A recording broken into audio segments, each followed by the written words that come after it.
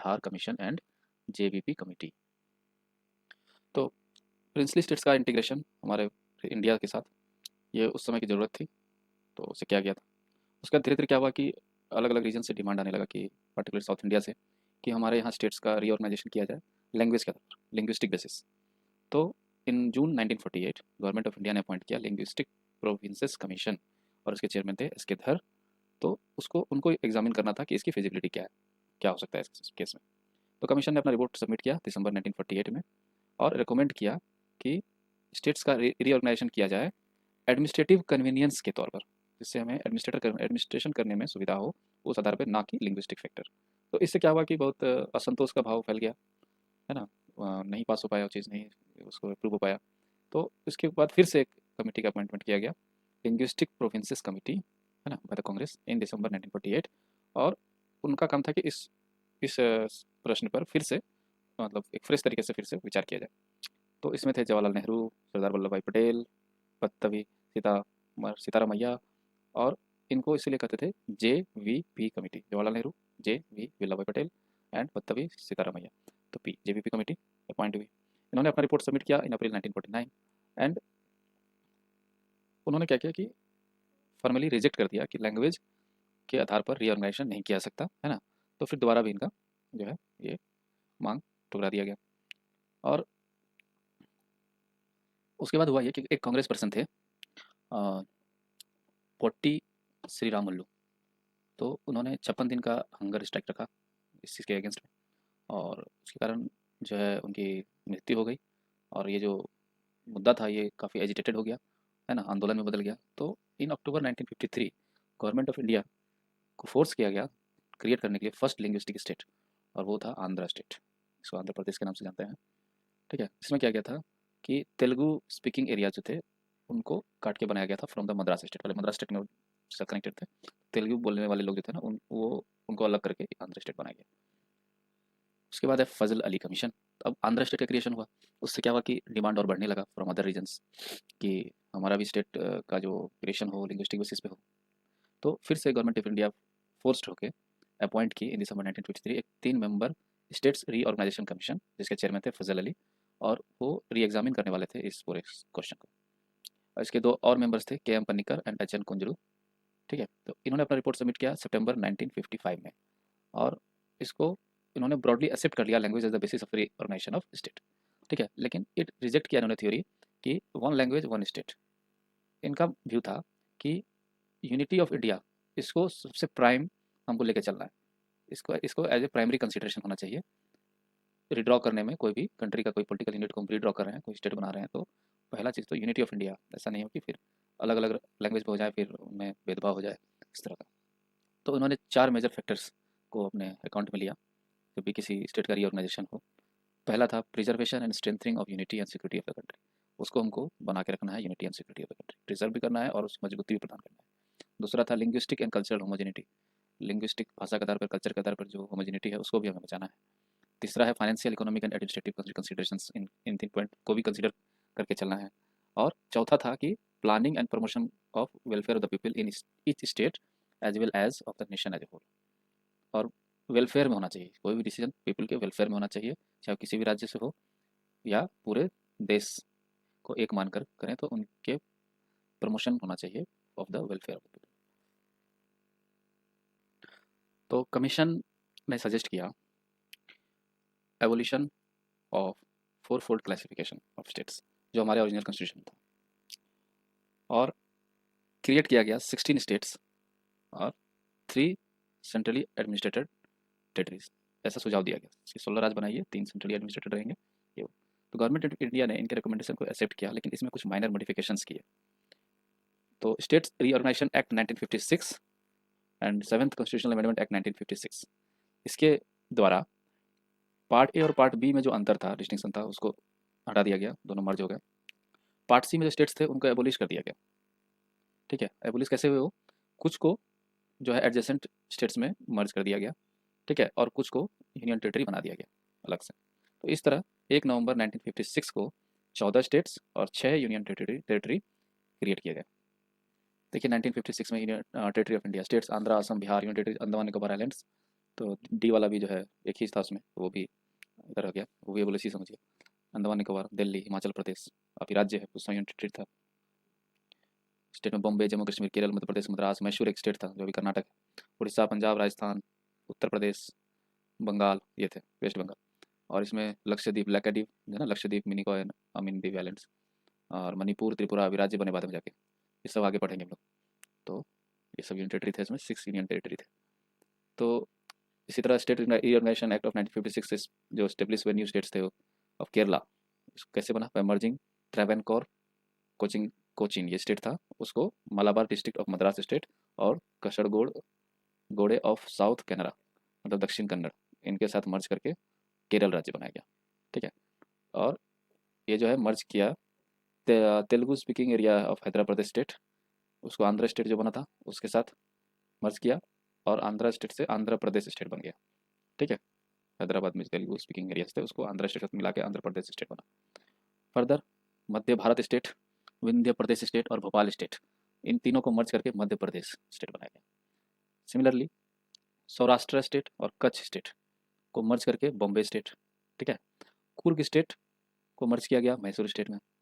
पटियाला और east Punjab states, ठीक है, यूनियन पेप्सू, इसको मर्ज करके पंजाब स्टेट बनाया गया।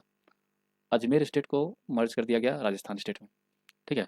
और इन्होंने न्यू यूनियन टेरिटरीज जैसे कि लक्षद्वीप, मिनिकॉय, अमीनी द्वीप आइलैंड्स, ठीक है, इन टेरिटरीज को मद्रास स्टेट में आते थे, तो वहाँ से डिटैच करके मद्रास स्टेट से इनको नया यूनियन टेरिटरी क्रिएट किया गया। अब आगे देखते हैं new states and union territories created after 1956। तो 1956 में एक लार्ज स्केल पे रीऑर्गेनाइजेशन हुआ स्टेट्स का, और जैसे हमारा इंडिया का जो पॉलिटिकल मैप है वो कंटिन्यूस चेंजिंग होता रहा, उसमें प्रेशर आता रहा due to popular agitations, political conditions. तो डिमांड जो है ना, creation of some more states है ना, on the basis of language या कल्चरल होमोजिनिटी, ये सब आती रही, जिससे कि जो एग्जिस्टिंग स्टेट्स थे उनका विभाजन होता रहा, नए नए स्टेट्स बनते रहे। तो सबसे पहले है महाराष्ट्र एंड गुजरात। 1960 में बॉम्बे जो थी ना, बॉम्बे स्टेट वो एक बाइलिंगुअल स्टेट थी, तो उसको डिवाइड किया गया दो सेपरेट स्टेट में, Maharashtra for Marathi speaking people and Gujarat for Gujarati speaking people. तो गुजरात बन गया हमारा 15th state of the Indian union, क्योंकि बॉम्बे को महाराष्ट्र नाम दे दिया गया, उसका तो सिर्फ नाम बदला। गुजरात एकदम न्यू स्टेट की तरह क्रिएट हुआ उससे कट के, तो गुजरात हमारा हो गया 15th स्टेट।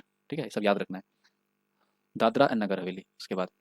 तो पुर्तगीज रूल करते थे इस टेरिटरी पे अंटिल 1954, जब तक इसको आज़ादी नहीं मिली थी, लिबरेशन 1954 में मिला इसे। ठीक है।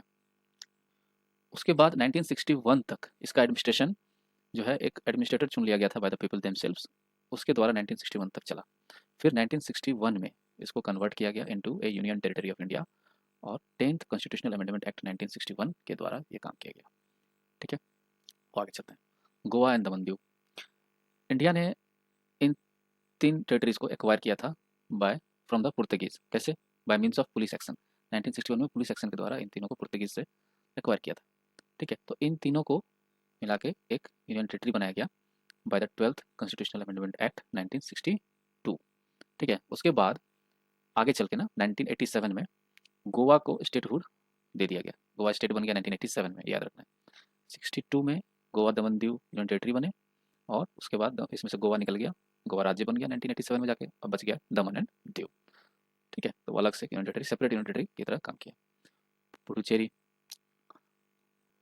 अब पहले के जो फ्रेंच स्टेब्लिशमेंट्स थे इंडिया में, वे थे पुडुचेरी, कराईकल, माहे, यनम। तो पुडुचेरी उनमें से एक था। फ्रेंच ने क्या किया, इस टेरिटरी को हैंड ओवर किया टू इंडिया इन 1954, और तब तक ये एडमिनिस्ट्रेटर किया जा रहा था as an acquired territory till 1962। उसके बाद एक अमेंडमेंट लाया गया, 14th कॉन्स्टिट्यूशनल अमेंडमेंट एक्ट 1962, और इसको यूनियन टेरिटरी बना दिया गया। अब आता है नागालैंड। नागालैंड इन 1963 नागालैंड स्टेट का फॉर्मेशन हुआ। कैसे? नागा हिल्स और तुइसैंग एरिया जो है असम का पार्ट था तब तक, तो इन दो एरिया को ले लिया गया असम से काट के, एक स्टेट बनाया, स्टेट ऑफ नागालैंड। ये क्यों किया गया? क्योंकि उस समय ना एक मूवमेंट चल रहा था, विद्रोही नागाज थे, नागा लोग जो थे वो मूवमेंट चला रहे थे, विद्रोह आंदोलन कर रहे थे। ठीक है। तो उनके सेटिस्फेक्शन के लिए किया गया, ताकि विद्रोह को शांत कराया जा सके, और नागालैंड को हमारा 16th state of the Indian union का दर्जा मिला। तब तक इसको जो है under the control of governor of Assam, मतलब इनका गवर्नर असम के गवर्नर ही थे, उसके अंडर में, उनके कंट्रोल में ये रहता था। तो गुजरात था हमारा 15th स्टेट, अब हो गया नागालैंड 16th स्टेट। ठीक है। इन 1963। अब आगे है हरियाणा, चंडीगढ़ एंड हिमाचल प्रदेश। 1966 में पंजाब स्टेट को विभाजन किया गया और बनाया गया हरियाणा, 17वां राज्य of Indian union, 17th state, और एक यूनियन टेरिटरी बनाया गया चंडीगढ़ को। ठीक है, तो इससे क्या हुआ कि इसके बाद एक डिमांड स्टार्ट हो गया for a separate Sikh homeland, Punjabi सूबा। किसने ये डिमांड रेज किया? अकाली दल, और इसके लीडर थे मास्टर तारा सिंह।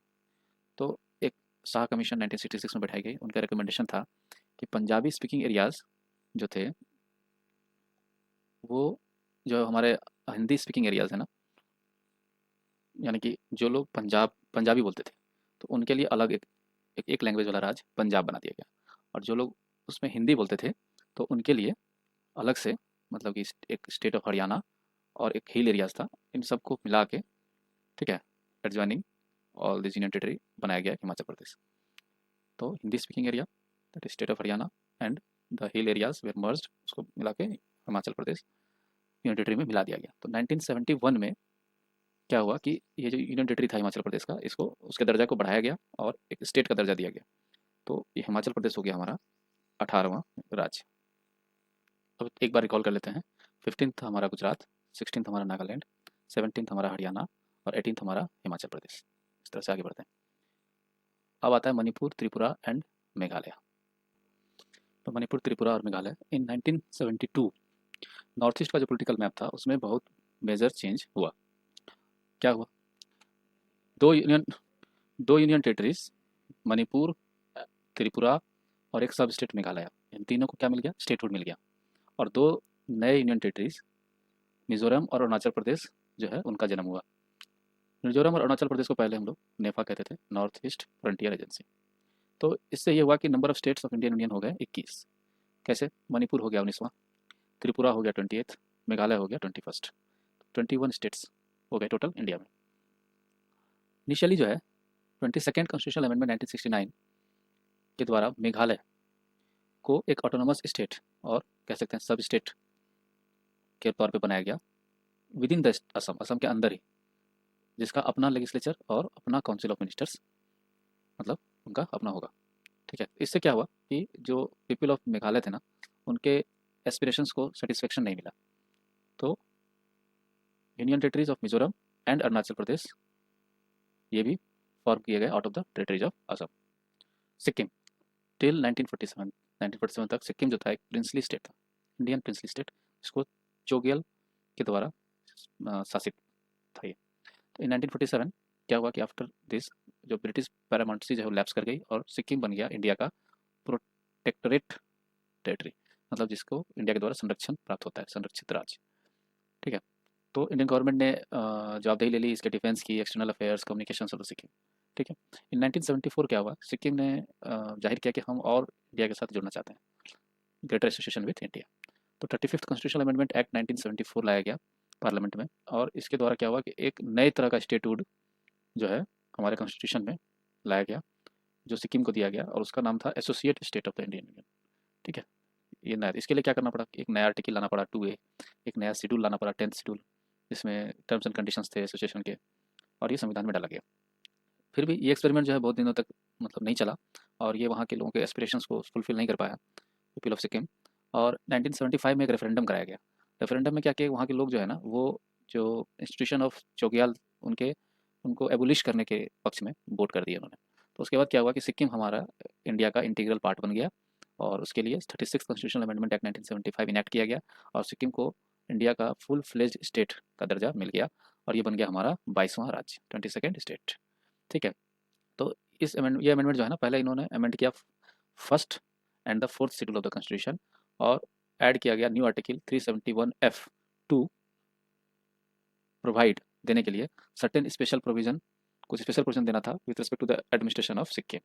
ठीक है, तो इसके द्वारा, इसी अमेंडमेंट के द्वारा जो आर्टिकल 2A लाया गया था एसोसिएट स्टेट वाला, उसको भी रिपील कर लिया गया, और 10th शेड्यूल में, है ना, repeal 2A and 10th schedule दोनों को रिपील कर लिया गया, और ये सब जो है वो ऐड किया गया by the 35th amendment act of 1974। अब है मिजोरम, अरुणाचल प्रदेश एंड गोवा। तो 1987 में 3 नए राज्य मिजोरम, अरुणाचल प्रदेश और गोवा एग्जिस्टेंस में आए। तो मिजोरम हो गया 23rd, Arunachal Pradesh 24th, and Goa 25th राज्य ऑफ द इंडियन यूनियन थे। यूनियन टेरिटरी मिजोरम जो है ना, उसको फुल फ्लेज स्टेट का दर्जा दिया गया after signing off A memorandum of settlement, जिसको हम लोग कहते हैं मिजोरम पीस अकॉर्ड इन 1986। ये साइन किया गया central government and Mizo national front MNF के बीच, जिसने 2 दशक से पुरानी चली आ रही इंसर्जेंसी को खत्म कर दिया। और अरुणाचल प्रदेश जो कि पहले यूनियन टेरिटरी था हमारा फ्रॉम 1972, उसको भी 87 में स्टेटूट का दर्जा मिल गया। और गोवा जो था वो क्रिएट किया गया था पहले, गोवा दमन दीव यूनियन टेरिटरी को अलग करके गोवा राज्य बनाया गया है ना, गोवा को अलग यूनियन टेरिटरी बनाया गया था, और उसके बाद उसको गोवा स्टेट बन गया 1987 में जाके as the 25th state of the Indian union. उसके बाद आता है हमारा छत्तीसगढ़, उत्तराखंड और झारखंड। ये लेटेस्ट बात है, इन 2000 में 3 और राज्य छत्तीसगढ़, उत्तराखंड और झारखंड क्रिएट किए गए, मध्य प्रदेश को काट करके। उत्तर प्रदेश और बिहार, ये 3 राज्य को काट करके 3 नए राज्य बनाए गए। तो छत्तीसगढ़ इसमें हो गया 26th, उत्तराखंड 27th और झारखंड हमारा 28th state of the Indian union respectively. ठीक है, अब हमारा मोस्ट रिसेंट स्टेट है तेलंगाना। इन 2014 नया स्टेट तेलंगाना एग्जिस्टेंस में आया, और ये हो गया हमारा 29th state of the Indian union. और इसको आंध्र प्रदेश से काट करके बनाया गया है, आंध्र प्रदेश एक्ट ऑफ 1953 है ना। इससे was the first Indian linguistic state of India, जिसको पहले स्टेट ऑफ आंध्रा कहते थे। इसमें से मतलब कैसे बनाया था, Telugu speaking areas from the state of Madras, जो अभी तमिलनाडु है, उससे काट करके बनाया गया था। कुरनूल था इसका कैपिटल, और the capital of Andhra state. And जो स्टेट हाई कोर्ट जो थी वो कहाँ पे थी, गुंटूर में। तो स्टेट रीऑर्गेनाइजेशन एक्ट 1956 ने मर्ज कर दिया Telugu speaking areas of Hyderabad state को आंध्र स्टेट के साथ, और एक बड़ा सा इनलार्ज आंध्र प्रदेश स्टेट बनाया गया, इसका कैपिटल शिफ्ट कर दिया गया हैदराबाद में। फिर क्या हुआ, फिर Andhra Pradesh reorganisation act of 2014 ने बाइफरकेट कर दिया आंध्र प्रदेश को 2 अलग अलग राज्य में। तो उसका उनका नाम था आंध्र प्रदेश जो पहले था, और एक नया राज्य तेलंगाना। हैदराबाद जो है इनका जॉइंट कैपिटल है फॉर बोथ द स्टेट, 10 साल के लिए जॉइंट कैपिटल। और इस 10 साल में क्या होगा, आंध्र प्रदेश को अपना अपना नया कैपिटल स्टेब्लिश कर लेना है, 10 साल का समय इनको दिया गया है। Similarly Andhra Pradesh high court जो है उसको हैदराबाद हाई कोर्ट नया नाम दे दिया गया है, high court of judicature at Hyderabad. और ये कॉमन है फॉर बोथ द स्टेट्स, जब तक कि सेपरेट हाई कोर्ट नहीं सेटअप हो जाता है for the state of Andhra Pradesh. So the number of states and union territory कहाँ से कहाँ होगा, 14 और 6 थे स्टेट, 14 स्टेट और 6 यूनियन टेरिटरी है ना 1956 में। और 2014 में आके ये हो गया 29 स्टेट और 7 यूनियन टेरिटरी। तो अभी जो प्रेजेंट 2019 में जो चेंजेस हुए, उसके बाद जो है जम्मू कश्मीर जो स्टेट था पहले वो यूनियन टेरिटरी बन गया। ठीक है, और हमारा लद्दाख जो है एक नया यूनियन टेरिटरी बना, तो स्टेट में कमी आ गई है, 28 स्टेट्स हैं अभी। और जो जम्मू कश्मीर है तो वो यूनियन टेरिटरी बन गया, तो यूनियन टेरिटरी हो गया 8। लद्दाख एक नया यूनियन टेरिटरी बन गया, तो होना तो चाहिए था 9, लेकिन दमन दीव एंड दादरा नगर हवेली दोनों अलग अलग टेरिटरी काउंट होते थे, तो वो दोनों को मिला के 1 हो गया। तो इफेक्टिवली 8 यूनियन टेरिटरी अभी हैं, और 28 स्टेट्स एग्जिस्ट करते हैं 2020 में। और अब देखते हैं कि ये तो है कि नए राज्य यूनियन टेरिटरी का गठन। अब चेंजेस ऑफ नेम्स देख लेते हैं, तो कुछ राज्यों और यूनियन टेरिटरी के नाम में भी बदलाव किया गया है। जैसे पहले था the United provinces for the first state, जिसका नाम बदला गया, और इसका नाम किया गया उत्तर प्रदेश इन 1950। फिर 1969 में मद्रास को रिनेम करके तमिलनाडु किया गया। 1973 में मैसूर को रिनेम करके कर्नाटक किया गया, और उसी साल में लक्षद्वीप, मिनिकॉय और अमीन दीवी आइलैंड्स को रिनेम करके लक्षद्वीप उसका नाम दे दिया गया। 1992 में यूनियन टेरिटरी ऑफ दिल्ली को फिर से रीडेजिग्नेट करके national capital territory of Delhi NCT of Delhi ये नाम दिया गया। ठीक है, और इसको इस पर फुल फ्लेज स्टेट का दर्जा नहीं दिया गया, और ये किया गया 69th अमेंडमेंट एक्ट 1991 के द्वारा। 2006 में उत्तरांचल का नाम बदल के उत्तराखंड किया गया, और इसी साल में पौंडीचेरी का नाम बदल के पुडुचेरी किया गया। इन 2011 में उड़ीसा का नाम बदल के ओडिशा किया गया। तो इस तरह से हमने देखा कि काफ़ी राज्यों का टेरिटरी का नाम भी बदला गया है। तो ये है territory of India 2014 and up to 2016। तो इसमें मैंने बता दिया कि एक नया नाम जोड़ लीजिए इसमें। ये जो दमन दीव एंड दादरा 3rd और 4th है ना, ये दोनों मिला के 1 यूनिट टेरिटरी हो गया। ये ठीक है, ये ठीक है, पुडुचेरी ठीक है। और 8 नंबर पे आप 8 नंबर नहीं मतलब 7 होगा, क्योंकि यहाँ से 1 घट गया, 6, तो 7 पे आ जाएगा आपको जम्मू एंड कश्मीर, और 8 पे आप ले आइए लद्दाख। ठीक है, और इधर स्टेट में सब ठीक है, सिर्फ एक स्टेट इसमें से निकल जाएगा, वो है ये 10वां जम्मू एंड कश्मीर, 10th ये निकल के उधर चला जाएगा। तो 28 हो जाएगा, या 29 है, 28 हो गया। ये है प्रेजेंट करंट अफेयर्स। और आर्टिकल से रिलेटेड देख लीजिए। पहला article name and territory of the union, दूसरा एडमिशन और establishment of new state, 2A जोड़ा गया था सिक्किम के लिए, associated state of union of India, ये बाद में रिपील कर लिया गया। ठीक है, और थर्ड हो गया, थर्ड आर्टिकल है फॉर्म जो है वो डील करता है formation of new states and alteration of areas boundaries and names of existing states. Article 4 ये बताता है कि जो लॉज बनाए जाएंगे आर्टिकल 2 और 3 के अंतर्गत, वो हमारे वो प्रोवाइड करेंगे for the amendment of first and fourth schedules, and supplemental होगा, ये इंसिडेंटल होगा, और कॉन्सिक्वेंशियल मैटर्स को भी प्रोवाइड करेगा। ठीक है। और ये इसके जो है यार अमेंडमेंट जो है ये अंडर आर्टिकल 368 कंसिडर नहीं होगा, ये सिंपल मेजोरिटी के साथ अमेंड होगा। तो ये था हमारा वीडियो लेक्चर। होप आपको सब कुछ समझ में आ गया होगा लाइन बाय लाइन। और यदि अच्छा लगा हो तो आप इसे लाइक करें, शेयर करें, सब्सक्राइब करें चैनल को, और डेली बेसिस पे वीडियोज़ आ रहे हैं तो आप साथ साथ पढ़ें, है ना, और अपने जीवन में सफल बने। तो इसके लिए आज इतना ही रखते हैं, और फिर मिलते हैं अगले लेक्चर में। Thank you very much. Have a nice day. Bye bye.